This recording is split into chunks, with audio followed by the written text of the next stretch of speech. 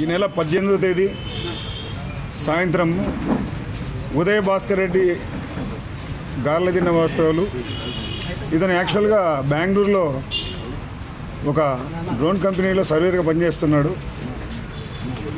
ఇతనికి ఒక కాల్ వచ్చింది, మాకు ఇంటికి సర్వే చేయాలని చెప్పేసి ఇక్కడి నుంచి కాల్ పోయింది. ఆ నెంబర్ వాళ్ళు కలెక్ట్ చేసుకున్నారు, ఎట్లా కలెక్ట్ చేసుకున్నారో తెలియదు. ఆ కలెక్ట్ చేసుకొని అతనికి చెప్పినారంట, మీరు రండి అనంతపురంలో మీతో సర్వే చేయించుకోవాలని. అతనికి ఇక్కడికి వచ్చిన తర్వాత ఆ కంప్లైంట్ ప్రకారము ఆమె రండి ఇంటికి వెళ్దామని చెప్పి జయలక్ష్మి అనే ఒక ముద్దాయి ఆమెను ఇంటికి తీసుకెళ్ళి ఇంట్లో కూర్చోబెట్టి మాట్లాడి కొంతసేపు మాట్లాడిన తర్వాత వీళ్ళిద్దరూ ఒక అండర్స్టాండింగ్కి వచ్చి ఒక న్యూడ్గున్న టైంలో ఆ తలుపులు దొబ్బుకొని ఒక ముద్దాయి ఇంకో ముద్దాయి ఇద్దరు కలిసి ఒక కత్తి తీసుకొని లోపలికి బయలుదేరడం జరిగింది. దాంట్లో A4 వచ్చేసి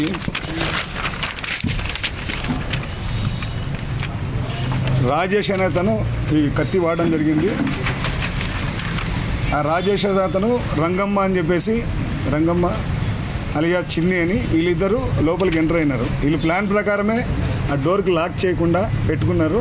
వాళ్ళు ఎప్పుడైతే ఈ విధంగా న్యూడ్కి వచ్చినారో ఇమ్మీడియట్గా డోర్ ఓపెన్ చేసుకుని లోపలికి వెళ్ళిపోయేసి వీడు రాజేశ్వరి అనేటోడు ఆమె భర్తగా యాక్టింగ్ చేసినాడు. ఈ పోయేసి భార్య మాదిరి నాకు కొట్టి ఆమెని నువ్వేమి ఇట్లాంటి పనులు చేస్తున్నావు అంతా అని చెప్పేసి తర్వాత ఈ రంగమ్మ అనేట ఆమె మీడియేటింగ్ చేసింది పెద్ద మనిషి మాదిరి. రే ఇంత అయిపోయిందిరా, దాని సంసారం నాశనం అయిపోతుంది, మనకి నేను మీడియేటింగ్ చేస్తాను, నేను మాట్లాడతానని మధ్యవర్తిగా తీసుకెళ్ళి అతని దగ్గర ఒక 4 లక్షల రూపాయలు తెప్పించుకొని 4 లక్షల రూపాయలకి సెటిల్మెంట్ చేసినారు. ఇతను బయటికి రాలేదు. యాక్చువల్గా ఇది జరిగి 4 నెలల క్రితం జరిగింది. ఈ విషయం జరిగి అతనేం చెప్పుకోలేదు ఎవరికి. దాని తర్వాత వాళ్ళ బంధువు ఉమాదేవి అని ఒక అమ్మాయి ఉంది. ఆ అమ్మాయి కొద్దిగా తిరుగుతూ ఉంటే ఆ అమ్మాయిని కూడా ఈ ట్రాప్లో వీళ్ళ గ్రూప్లోనే వాడుకుంటున్నారని ఇతనికి తెలిసింది. ఎందుకంటే ఈ విధంగానే ఫోన్ నెంబర్లు ఇవ్వడం, ఫోన్ చేయించడము, వాడు వచ్చిన తర్వాత ఈ విధంగా చేస్తున్నారని ఇతను తెలిసిన తర్వాత అక్కడి నుంచి వచ్చి ఇతనికి తెలుసు కాబట్టి ఆ ఇన్సిడెంటు ఆ అమ్మాయిని కూడా పిలుచుకొని ఈ విధంగా చేయొద్దు, ఇప్పటి నుంచి మానుకో అని చెప్పినాడు. ఆ విషయంలో ఈ రంగమ్మ మిగతా వాళ్ళకి ముద్దాయిలు వచ్చేసి ఎవరైతే ఈమె ఉమాదేవి ఉందో ఆమె ఇంటికాడికి పోయి గలాటా చేసినారు. ఎందుకు రావడం లేదు ఏం కదా అన్నట్టు నేను మానుకున్నానన్నా కానీ ఒప్పుకోలేదు. ఆ విషయంలో ఈ ఉమాదేవి ఈ ఇద్దరు వచ్చేసి పోలీస్ స్టేషన్కి వచ్చి ఈ విధంగా జరిగిందని మాకు ఫిర్యాదు ఇవ్వడం జరిగింది. ఆ విషయంలో ఇన్వెస్టిగేషన్ జరిగింది. ఇన్వెస్టిగేషన్ జరిగిన భాగంగా మాకు ఇప్పటికీ ఒక 5 మంది ముద్దాయిల్ని అరెస్ట్ చేయడం జరిగింది.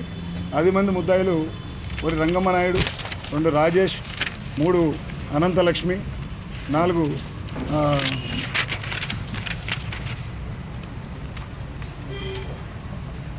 మల్లేశ్వరి. వీళ్ళందరినీ ముద్దాయిలుగా పెట్టడం జరిగింది. దీనికి ఇప్పటివరకు 5 మందిని దీంట్లో అరెస్ట్ చేయడం జరిగింది. టోటల్గా మాకు ట్రేస్ అయింది ఈ ఇన్వెస్టిగేషన్లో 9 మంది ముద్దాయిలు ట్రేస్ అయినారు.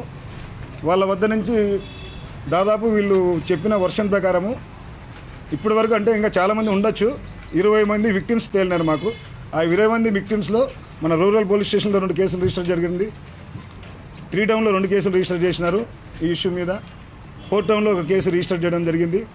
ఇంకా చాలామంది విక్టిమ్స్ కూడా ముందుకు వస్తుంటే కేసులు రిజిస్టర్ చేస్తున్నాము. ఇప్పటి వరకు 20 మంది విక్టిమ్స్ వీళ్ళ ఇంట్రాగేషన్లో చెప్పడం జరిగింది. దాంతో దాదాపుగా క్యాష్ 1 కోటి రూపాయల దాకా, 1,02 లక్షల దాకా మాకు ఇంట్రాగేషన్లో వీళ్ళు కలెక్ట్ చేసినట్టు తెలిసింది. దాంట్లో ఇప్పటి వరకు మేము ప్రజెంట్ అయితే మేము వాళ్ళని అరెస్ట్ చేసే టైంకి 13 లక్షలు రికవరీ చూపిస్తున్నాము. తర్వాత వాళ్ళ బ్యాంక్ అకౌంట్స్ సీజర్స్, వాళ్ళ అసెట్స్ సీజర్స్కి అన్నిటికీ లెటర్స్ పెట్టినాము. తర్వాత కూడా వీళ్ళని పోలీస్ కస్టడీ తీసుకొని మిగతా ప్రాసెస్ అంతా కంప్లీట్ చేస్తాము. యాక్చువల్గా ఇది ఏం జరిగిందంటే ఇది ఒక 8 నెలల నుంచి 9 నెలలకు మన ఏరియాలో జరిగింది. ఈ రంగమ్మ నాయుడు మీద యాక్చువల్గా 20లోనే మన తిరుపతిలో ఒక ఫారెస్ట్ ఎంప్లాయీని ఈ విధంగా హనీ ట్రాప్ చేయడం జరిగింది. అప్పుడు కేసు కూడా రిజిస్టర్ చేసినారు.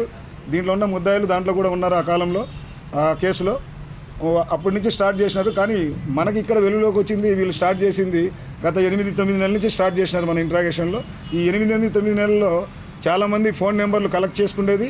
ఆ ఫోన్ నెంబర్తో అంటే ఒక అమ్మాయి కాదు, వాళ్ళకి ఏమైనా తెలిసిన అమ్మాయి అయితే మళ్ళీ ఫోన్ చేపించడము, ఈ విధంగా రూమ్లోకి తీసుకురావడము, వాళ్ళు నూడైన తర్వాత మళ్ళీ ఫొటోస్ వీడియోస్ తీయడము, ఒకడు భర్త మాదిరి ఒకడు అన్న మాదిరి ఈ విధంగా యాక్టింగ్ చేసుకుంటా రాజేష్ అనేటోడు ప్రకాష్ అనేటోళ్ళు వీళ్ళిద్దరూ ఎక్కువగా ఈ విధంగా అన్న భర్త ఈ విధంగా వాళ్ళు యాక్టింగ్ చేస్తూ వాళ్ళని పంచాయతీ చేయడము, వాళ్ళ దగ్గర నుంచి ఈ విధంగా లక్షల రూపాయలు బ్లాక్మెయిల్ చేసి తీసుకోవడం జరిగింది. వాళ్ళందరినీ ఇప్పుడు చాలామందిని మేము విక్టిమ్స్ కూడా కోరుతున్నాము, మీరు కంప్లైంట్ అవసరం లేదు, మా నెంబర్కి కాల్ చేస్తే మీది విక్టిమ్ మా దగ్గర ఉంది కాబట్టి మీది ఎంత పోయిందో అమౌంట్ ఏమో తెలుస్తుంది, జస్ట్ విట్నెస్ మాదిరి పెట్టుకుంటాము, మేమే వచ్చి విచారించుకుంటాము, మీకు ఎటువంటి అవసరం లేదు, పోలీస్ స్టేషన్ రాని అవసరం లేదు, మీ అడ్రస్ రివీల్ చేసి మాకు ఫోన్ నెంబర్ చేసి చెప్తాము, దానికి చెప్పినా చాలు మాకు.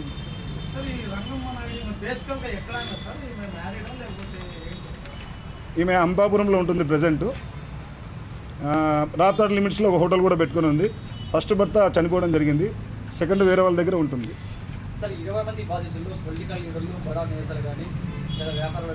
అంటే విక్టిమ్స్ ప్రజెంట్ అయితే చెప్పడం లేదు వాళ్ళు, ఏంటంటే వాళ్ళకు కొంతమంది విక్టిమ్స్ చెప్తున్నారు పొరపాటున బయటకు వచ్చిందంటే మేము ఫ్యామిలీలో ఇదే ఏదో చేసుకోవాల్సింది వస్తుంది సార్, మా పేర్లు రివీల్ చేయొద్దని ఆ విధంగా కండిషన్తో వస్తాం. ఆ విషయంలో భాగంగానే నేను 2 సీఎల్ని కూడా కర్నూలు వీఆర్ పిలిపించడం జరిగింది. ఇంకా ఎంక్వైరీ జరుగుతూ ఉంది. అధికారులు ఎవరి మీద ఎంత ఉందో సివియారిటీ అంత విధంగా కూడా ఎంత దూరమైన పోవడానికి ఎస్పీ గారు రెడీగా ఉన్నారు. వాళ్ళను వాళ్ళ యొక్క సివియారిటీ బట్టేసి సార్ యాక్షన్ తీసుకుంటా అని చెప్పినాడు, తీసుకుంటున్నాడు రెడీ. అది రివీల్ అవుతుంది అధికారుల దగ్గర, ఇంకా జరుగుతూ ఉంది విచారణ.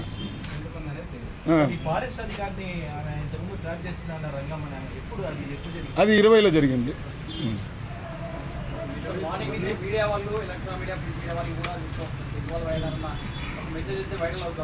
అది ఏం లేదు, మా దగ్గర అటువంటి ఏ ఇన్ఫర్మేషన్ లేదు, ఏం లేదు, ఎవరు లేదు ఇంట్లో. బాధితులు ఎవరు లేరు, బాధితులు పోలీసు వాళ్ళు ఎవరు లేరు. అంటే ఇన్ఫర్మేషన్ విక్టిమ్స్ ఎవరు చెప్పకుంటే మనము మెయిన్ ఏంటంటే విక్టిమ్స్ దీంట్లో మెయిన్ కాజ్ ఏంటంటే విక్టిమ్స్ బయటికి చెప్పలేదు, ఒక్కరు కూడా చెప్పలేదు.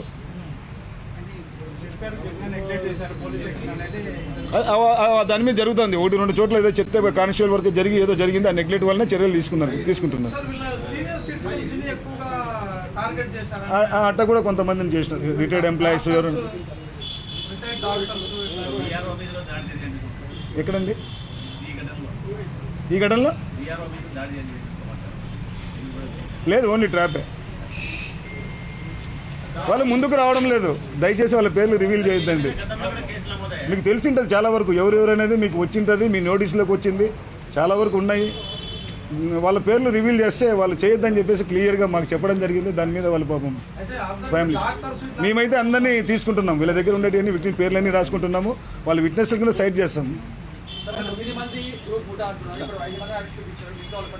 అరెస్ట్ చేస్తాం త్వరలోనే వాళ్ళు కూడా వచ్చేసేస్తారు. ప్రామిసరీ నోట్లు వాడు డబ్బులు ఇయ్యాడు కదా, ఇక బుక్ పెట్టుకుంది ఎమ్మడే రాసుకోవడం, ఖాళీ సంతకాల్లో పెట్టేసుకోవడం. డబ్బులు ఒక 5 లక్షలు 1 లక్ష 2 లక్షలు రాపించి వాడు డబ్బులు క్యాష్ తీసుకుపోడు కదా, ఇది రాపించుకుంటారు. దాని తర్వాత వాడిని బ్లాక్మెయిల్ చేసి ఇస్తావా లేకుంటే ఏం కదా ఇది అది 2 కలిపి ఇవన్నీ తీసుకుంటారు.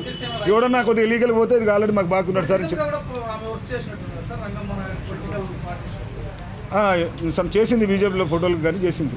ఇంత పొలిటికల్ ఫలానా క్యాడర్ అంటే ఏం లేదు ఆమెకి,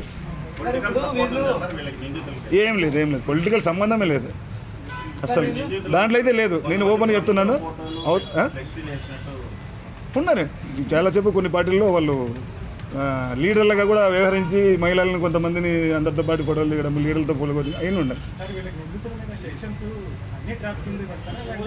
అన్ని టైప్ అట్లే మర్డర్ ఎందుకు ఉంటుంది? దానికి సంబంధించిన సెక్షన్స్ 386 ఎక్స్ట్రాక్షన్ అంటే కత్తితో బెదిరించి డబ్బులు తీసుకోవడము, ఇట్లా విధంగా చీటింగ్ చేయడం, అందుకోసమే 386 ఎక్స్ట్రాక్షన్ కత్తి తీసుకొని. అవును కరెక్ట్, సెక్షన్లు అయితే స్ట్రాంగ్ ఉన్నాయి. దీంట్లో యాక్చువల్గా మీకు చెప్పాల్సింది ఏంటంటే రంగమ్మ నాయుడు ఫస్ట్ మేము లిఫ్ట్ చేయడం జరిగింది A1ని, కొద్దిగా లీగల్ ప్రొసెస్ ఉంటే ముందే కోర్టుకు ప్రొడ్యూస్ చేసినాము, రిమాండ్ తీసుకున్నారు, జైల్లో కూడా ఉన్నారు. మళ్ళీ పోలీస్ కస్టడీకి వేసినాం ఈరోజు, ఆమెను తీసుకొని మళ్ళీ స్టార్ట్ చేస్తాం విచారణ. దానికోసమే స్టాండర్డ్గా దీనికి ఒక హై లెవెల్ ఆఫీసర్లనే పెట్టాం ఇన్వెస్టిగేటింగ్. ఏమీ లేదు, ఎవ్వరూ చేయడం లేదు. ఇప్పుడు మీకు తెలుసు, రంగమాయ స్టార్టింగ్లోనే అరెస్ట్ చేసి రిమాండ్ పంపించినాము, ఒకవేళ పొలిటికల్ అని అంటున్నా కానీ అర్థమైందే. మళ్ళీ ఇది ఒక పోలీస్ కస్టడీకి ఈరోజు తీసుకుంటున్నాము. అటువంటి ఏమీ లేవండి మాకు. దీనికి senior police officers, IPS officer కూడా విచారణ చేస్తున్నారు. సార్ చాలా రోజులుగా ఇది జరుగుతుంది అంటున్నారు కదా, ఇంతకుముందు మన పోలీసు దృష్టికి వచ్చినది, ఇప్పుడు ఇన్ని రోజులుగా ఇది జరుగుతున్నా కూడా బ్రోతల్ కేసు తెలియలేదా? బ్రోతల్ కేసు వీళ్ళ మీద అంటే 4-5 కేసులు ఉన్నాయి కానీ బ్రోతల్ కేసు మీద రిజిస్టర్ కాలేదు. రంగమ్మ మీద అక్కడ 4-5 కేసులు ఉన్నాయి, ధర్నా చేసినవి, లేదంటే పోయి కొట్టిన 323 ఒకటి, అట్లా 5 కేసులు ఉన్నాయి రంగమ్మ మీద. బ్రోతల్ కేసులు అనేది వీళ్ళు వాడుకున్నారు కదా కొంతమంది అమ్మాయిల్ని, అందరు అమ్మాయిలు వాడుకున్నారు కొంతమంది, ఆ విధంగా తిరుగుతూ పాత కేసులు ఉండటండి.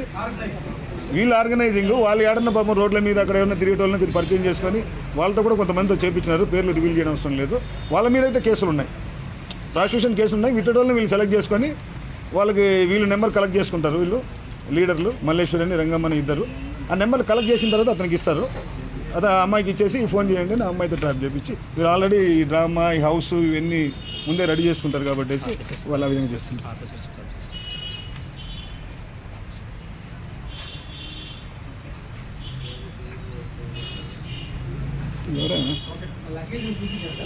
ఏమండి లేడీస్ ఉన్నారు చూపించడానికి, ఎట్లా అవుతుంది?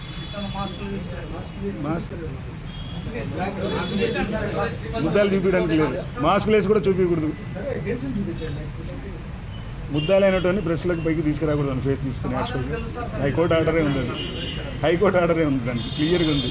ఎందుకంటే ఇదివరకు ఆత్మగోడు కేసు ఒకటి జరిగినప్పుడు కోర్టుకు పోయి అటెండ్కి ఈ విధంగా చేయొద్దని ఆర్డర్ ఉంది.